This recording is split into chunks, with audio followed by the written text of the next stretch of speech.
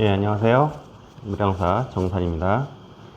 제가 어제 그 초하루 법회에서 말씀드렸듯이, 법구경 책을, 지금 법회 때 법문 시간에, 읽어드리면서 설명해 드리고 있는데요. 중간을 지금 뛰어넘어서, 중간을 법회 시간에 안 한 부분은 유튜브 책 읽어주는 스님 카테고리에서 녹화해서 올려드리려고 해요. 궁금하신 분들은 이 채널에서 들으시면 좋을 것 같습니다. 읽어보도록 하겠습니다. 개송 17번 대하다tta 이야기. 어느 때 대하다tta 비구는 부처님과 함께 꼬산비 지방의 한 수도원에 머물고 있었다. 그는 이곳에서 부처님이 많은 사람들로부터 크나큰 존경을 받으시는 것을 보고는 부처님에 대하여 질투심을 느꼈다. 그 후 부처님께서 라자가의 웰루아나 수도원에서 많은 대중들에게 설법하고 계실 때 그는 부처님께 나아가 승가를 자기에게 맡겨달라고 제안했다. 부처님께서는 곧 그의 제안이 얼토당토하는 것이라고 심한 어조로 꾸짖으셨다. 이에 대해 대하다tta는 수치심을 느끼고 이번 일에 대해 언젠가 부처님께 복수하리라고 마음속으로 다짐했다. 그리하여 그는 3번씩이나 부처님을 해치려고 했다. 첫 번째는 자객을 보내어 부처님을 살해하려 했다. 그렇지만 자객들은 부처님에게 발견되었고 부처님의 설법을 듣고 꽤 감동하여 제자가 되어버렸다. 두 번째는 기짜꾸따에 올라가서 부처님께서 탁발을 끝내시고 돌아오시는 것을 기다려 산 위로부터 큰 바위를 굴려 부처님을 해치려고 했는데 바위가 방향을 바꾸어 굴러갔기 때문에 실패했다. 그러나 그때 굴러 떨어지던 바위의 파편이 튀어 부처님의 오른쪽 엄지 발가락에 맞아 부처님께서는 상처를 입으셨다. 세 번째는 사나운 코끼리 날라기리에게 술을 먹여서 흥분하게 만든 다음 부처님과 비구 일행을 향해 돌진케 했다. 이때 부처님의 충실한 시자인 아난다는 자기 생명을 희생해서라도 부처님을 보호해야겠다는 생각에서 부처님 앞에 나가 코끼리를 막아섰다. 그러나 그럴 필요조차 없었던 것이 코끼리는 부처님 앞에 이르자 부처님의 자비삼매에 조복되어 조용히 무릎을 꿇었던 것이다. 그 뒤 대하다tta는 부처님에게 5가지의 보다 강화된 계율을 제안한 적이 있었다. 그 제안한 5가지 계율이란 다음과 같다. 첫째, 이후로 모든 비구들은 숲속에서만 생활한다. 막대한 비용을 들여서 수도원을 지어 편안하게 살아가는 것은 수행자로서 합당하지 않기 때문이다. 둘째, 모든 비구들은 일체 신도들의 공양 초청에 응하지 않는다. 공양 초청을 받으면 탐심이 생기고 좋은 음식과 나쁜 음식을 차별하게 되므로 오직 탁발만을 해서 먹도록 한다. 셋째, 모든 비구들은 버려진 쓰레기 중에서 찾은 천으로 가사를 지어 입어야 한다. 새로 싼 천으로 가사를 짓는 것은 낭비이기 때문이다. 넷째, 모든 비구들은 나무 뿌리 위나 무덤 사이에서만 생활한다. 다섯째, 모든 비구들은 생선이나 고기로 만든 음식은 먹지 않는다. 이것은 자비의 가르침에서 어긋나기 때문이다. 비구들이 그 같은 음식을 먹으면 수요 공급의 법칙에 따라 살생이 증가하므로 모든 비구는 채식만을 한다. 그렇지만 이 같은 대하다tta의 제안에 대해 부처님께서는 분명한 태도로 반대하셨다. 그 이유는 이 같은 제한의 대부분은 지금도 지켜지고 있으며 음식의 경우 비구가 음식을 가려서 받아서는 안 되기 때문이라는 것이었다. 만일 비구가 음식을 가리게 되면 신자들은 비구들에게 음식을 올리기가 어렵게 되고 그래서 급기야는 비구들이 음식을 받을 수가 없게 되며 그렇게 되면 비구 숫자가 줄어들고 마침내는 비구 승가가 존재할 수 없게 되고 그리하여 이 진실한 가르침도 사라지고 말기 때문이라고 부처님께서는 말씀하셨다. 그러나 이때 아직 출가한 지 얼마 되지 않은 비구들 중에 일부가 대하다tta의 제안에 찬동했다. 그들은 대하다tta를 추종하여 붓다가야와 라자가하의 중간에 있는 가야시사에 모였다. 그러자 부처님께서는 사리푸타와 마하모칼라나 마하테라를 그곳에 보내시어 그 비구들이 악에 물들기 전에 되돌아오도록 하셨다. 사리푸타와 모칼라나 테라가 비구들을 데리러 오는 것을 본 대하다tta는 매우 기뻐서 자기 추종자들에게 너희들은 뒤를 돌아봐라. 고타마 사만나의 양팔이라는 두 제자도 나에게 오지 않느냐? 라고 말했다. 그렇지만 그것은 잘못 안 것에 지나지 않았다. 두 제자가 도착하자 대하다tta는 부처님 흉내를 내면서 사리푸타 테라에게 말했다. 나는 피곤하도다. 그대가 내 대신 이 비구들에게 설법하여라. 이렇게 말한 뒤 그는 그럴듯한 태도로 누웠지만 곧 코를 골며 잠에 떨어졌다. 이때 사리푸타 테라는 대하다tta를 추종하는 비구들에게 말했다. 부처님께서는 우리를 보내시며 그대들을 구해오라 하셨다. 너희는 어서 너희의 어리석음을 참여하여라. 그리하여 대하다tta를 따라갔던 비구들은 부처님께 다시 돌아왔다. 그로부터 얼마 뒤 대하다tta는 중병에 걸렸다. 그는 그 병으로 9달 동안 앓아 누워 있으면서 한사코 부처님을 뵙고 싶다고 애원했다. 그래서 그의 제자들은 하는 수 없이 병든 그를 데리고 제타하나 수도원으로 향했다. 이 소식은 부처님께도 전해졌는데 그때 부처님께서는 대하다tta는 결코 열애를 다시 볼 수 없으리라 라고 말씀하셨다. 대하다tta가 탄 가마는 마침내 제타하나 수도원 근처의 한 연못에 이르렀다. 그는 잠시 가마에서 내려 물에 몸을 씻으려고 했다. 그러나 그가 가마에서 발을 내려 땅을 딛자마자 땅이 두 갈래로 갈라졌고 그는 땅속으로 빨려 들어가 버리고 말았다. 그는 그대로 아비지옥에 떨어져 생전에 저지른 갖은 악행에 합당한 고통을 겪었다. 이 일과 관련하여 부처님께서는 다음 개송을 읊으시었다. 이 세상에서도 그는 고통당하고 다음 세상에서도 그는 고통당한다. 이처럼 악한 행동을 한 사람은 양쪽 세상 모두에서 고통을 겪는다. 나는 악행을 저질렀구나 하는 정신적 고통을 느끼고 지옥에 태어나 또다시 고통을 겪는다. 예, 이게 17번째 개성이 나온 배경이고요. 대하다tta는 부처님의 사촌이기도 하죠.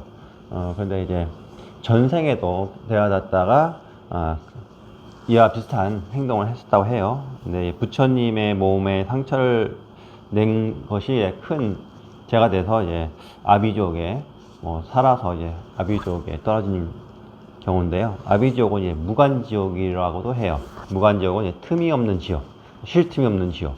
그래서 빠져나올 수 없는 그런 지옥을 얘기합니다. 이어서 18번째 개송 수마나 대의 이야기. 사하띠의 두 재상가 아나타 핀띠가와 위사카의 집에서 매일같이 2000명이나 되는 많은 비구들이 탁발 공양을 받아가곤 했다. 그랬으므로 이들 두 사람은 비구들의 식성이라든지 기호를 잘 알고 있었다. 그래서 누구든지 비구 승가에 공양을 올리려고 하는 사람이라면 이들의 도움을 받지 않을 수 없었다. 이들의 거의 매일같이 계속되는 공양의 경험이 그들에게는 꼭 필요했기 때문이었다. 얼마 뒤 위사카 부인은 자기도 이제는 너무 늙었다고 생각하여 자기 대신에 비구 승가에 잘 공양을 올릴 수 있는 사람을 찾았다.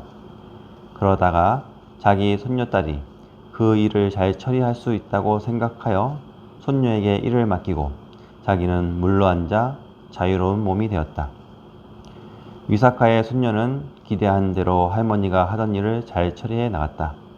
한편 아나타 핀티카도 자기의 큰딸 마 수바타로 하여금 자기 대신 비구 승가를 공양하게 했다. 그녀도 그 일을 아버지 못지않게 잘 처리했다. 그리고 그녀에게 공양을 받는 비구들은 그녀에게 수행에 관한 여러 가지 지도를 잘 해주었기 때문에 그녀는 머지않아 소타바티 팔라를 성취할 수가 있었다. 수다 원가를 얘기해요.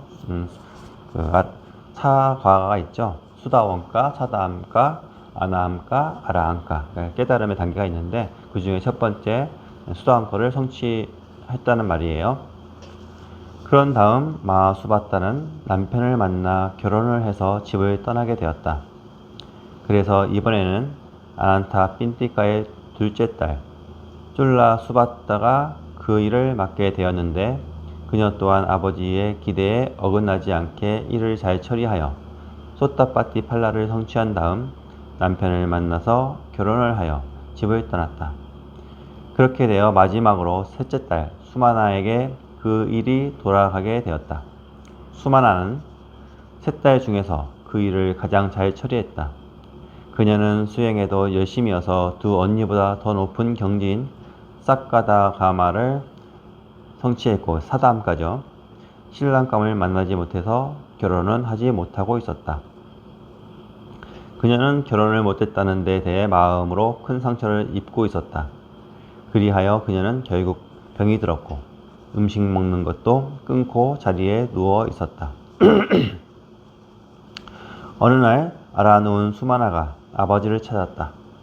아버지, 아나타 빈티카는 이때 부엌에서 일을 하다가 막내딸이 자기를 찾는 소리를 듣자 즉각 달려갔다.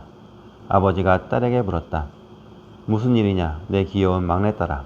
그러자 뜻밖에도 수마나는 지금 아우님은 내게 뭐라고 말했지? 하고 말하는 것이었다. 그래서 깜짝 놀란 아버지는 얘야 넌 지금 제정신이 아니로구나. 애비를 보고 아우라니. 그렇지만 수마나는 또렷한 목소리로 아니야 나는 지금 제정신으로 말하고 있어. 너는 내 아우가 분명해. 수마나 너는 지금 무엇을 무서워하여 이런 착각을 하고 있는 게냐? 그게 아니야 아우야. 난 지금 아무것도 두려워하지 않아. 이렇게 말하고 나서 수마나는 죽고 말았다. 아나타 핀티카는 소타파티를 성취한 수행이 높은 신자였지만 막내딸의 죽음을 맞아 크나큰 슬픔에 빠졌다. 아버지는 수다함가를 이루었고 이 막내딸은 사다함가, 그러니까 수다함가보다 높은 단계를 얻은 거죠. 그는 슬픔 속에 장례식을 마치고 곧바로 부처님이 계신 제타하나 수도원으로 향했다. 그는 부처님께 수마나의 죽음을 전하고 수마나가 죽으면서 한 이상스러운 말이 무엇을 뜻하는지 여쭈었다. 그러자 부처님께서는 아나타 핀티카에게 말씀하셨다. 아나타 핀티카 재정관이여, 그대의 딸은 결코 정신이 흐렸던 것이 아니니라. 죽음에 임박한 수마나는 아주 맑은 정신 상태를 지니고 있었느니라. 부처님이시여, 그렇다면 수마나는 어째서 애비인 저를 가리켜 아우라고 불렀습니까?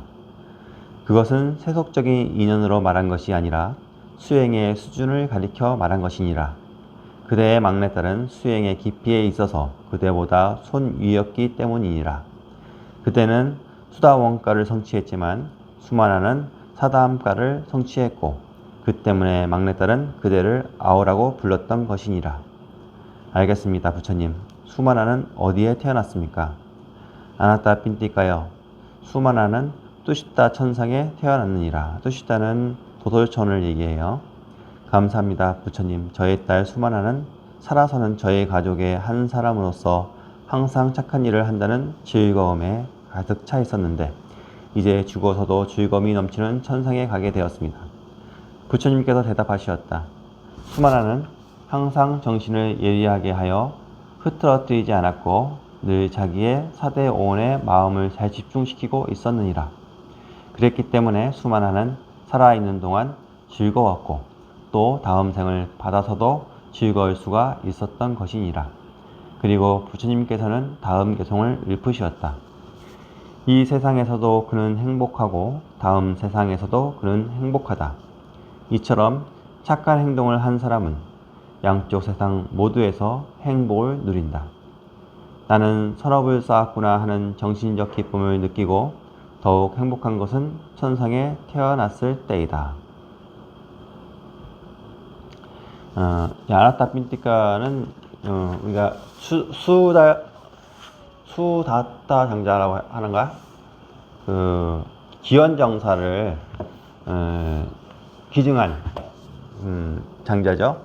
부자죠. 요즘 말하면 뭐 삼성 이재용이라든지 이렇게 큰 부자였죠.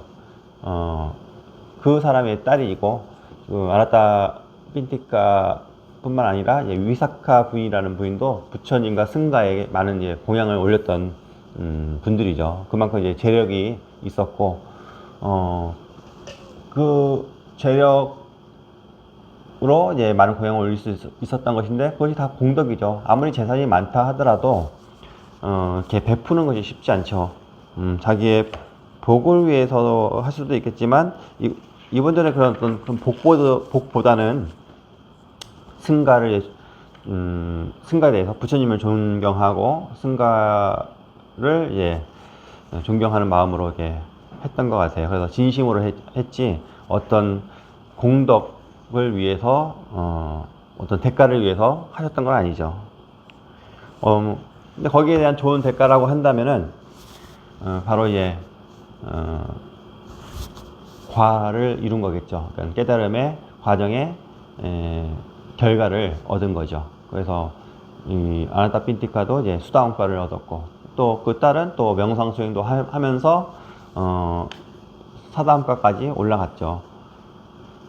그래서 우리가 살면서 수행하면서 명상하고 수행하면서 살면은 지금 이 삶도 이 세상의 삶도 행복하고 나중에 죽어서는 또 천상에 태어나서 또 행복할 수 있다는 그런 개송인 것 같습니다.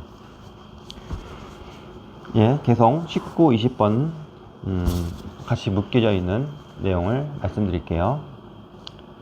사화띠의 귀족 가문 출신으로 절친한 친구 사이인 젊은이 두 사람이 살고 있었다. 이들은 어느 때 수도원에 들러 부처님의 설법을 듣고 감동을 받게 되어 가정을 떠나 비구가 되었다. 비구가 된 두 사람은 각각 자기들의 스승을 모시고 율장에 정해진 바대로 5년간 기초적인 과정을 보냈다. 그런 다음 보다 젊은 편이었던 친구는 경전에 관심이 많았기 때문에 띠삐따까 경율론을 배워 통달하여 강사가 되었다. 그는 500명의 제자 비구를 가르치는 위치에 올랐으며 다른 한편으로 18가지나 되는 책임을 맡아 여러가지 사무를 집행하는 등 매우 바쁜 나날을 보내게 되었다. 한편 보다 나이가 많았던 친구는 학문적인 연구보다는 수행의 뜻을 두었다. 그는 부처님께 수행법을 자세히 여쭈었고 부처님께서는 그에게 4가지 자세하게 관찰해야 할 대상과 그 대상을 관찰하는 방법을 가르쳐 주셨다. 4가지 관찰하는 방법이 이게 사념차라고 해가지고 신수, 신법, 그러니까 신은 몸, 그리고 수는 감각, 느낌이죠. 모든 좋고 나쁘고 좋지도 않고 나쁘지도 않은 그런 감각. 그리고 심, 마음. 그다음에 법은 모든 존재를 관찰하는 거죠. 그 방법이 바로 이빠사나라고도 해요.